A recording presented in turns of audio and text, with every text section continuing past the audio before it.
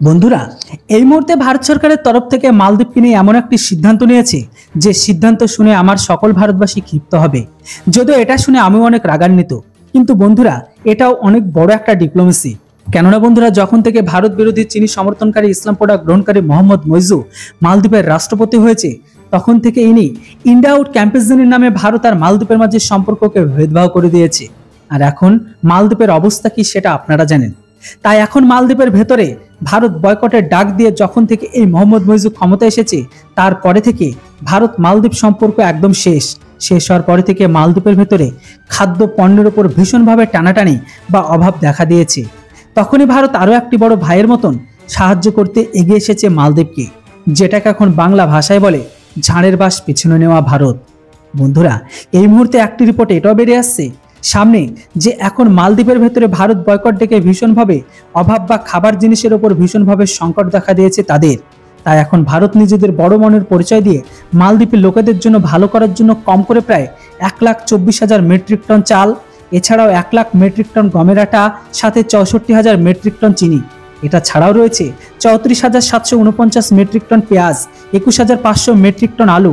এটা ছাড়াও 487 মিলিয়ন ডিম মালদ্বীপকে এক্সপোর্ট করার সিদ্ধান্ত নিয়েছে ভারত সরকার। যখন ভারত সরকারের তরফ থেকে এই সিদ্ধান্তকে নিয়েছে, এটাকে দেখে ভারতের অনেক লোক তো রেগে যায়।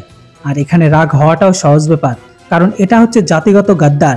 ঠিক পাকিস্তান পূর্ব পাকিস্তানের মতো, যে পাতে খায় সেই পাতি কিন্তু ওরা ফুটো করে।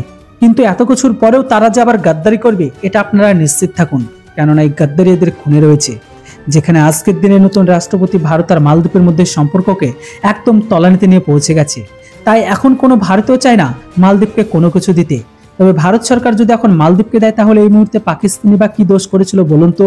তাদের তো দেওয়া উচিত, কেননা এর থেকে বড় অভাবে ভুগছে তারা অনেকদিন আগে থেকে।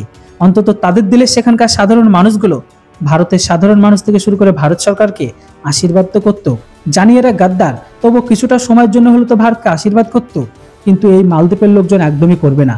বলা হচ্ছে ভারত সরকার এই সিদ্ধান্তকে এই কারণে নিয়েছে যে ভারত সরকার তার পড়শি দেশগুলো, আর এই সমস্ত পড়শি দেশগুলো কিন্তু সময় মতো আসলে ভারতকে বাঁশটাও দিয়ে থাকে আবার। কিন্তু মোহাম্মদ মইজু মালদ্বীপে আসার আগে ভারত আর মালদ্বীপের সম্পর্ক অনেক ভালো ছিল, কেননা কেবলমাত্র মইজু আসার পরে ভারত আর মালদ্বীপের মাঝে সম্পর্ক এতটা খারাপ হয়ে যায়। তাই এমতো অবস্থায় যদি ভারত মালদ্বীপের লোকেদের সাহায্য করে, তাহলে সেখানকার জনতা সামনের দিনে মোহাম্মদ মইজুকে ভোট দেবে না, পরে তারা অন্য সরকারকে তৈরি করবে। কিন্তু আমি আপনাদের বলে দিই, ভারত সরকার যে ডিপ্লোমেসি নিয়মকে মাথায় রেখে কাজ করুক না কেন, কিন্তু আমি এটা ভালোভাবে জানি সব রিশনের কিন্তু পিছনে একটাই থাকে, বাকিটা আপনারা বুদ্ধিমান অবশ্যই বুঝে গেছেন।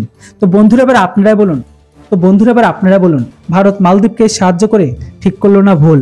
অবশ্যই আপনাদের মতামত কমেন্ট বক্সে লিখে জানান। Thanks for watching. জয় হিন্দ, বন্দে মাতরম।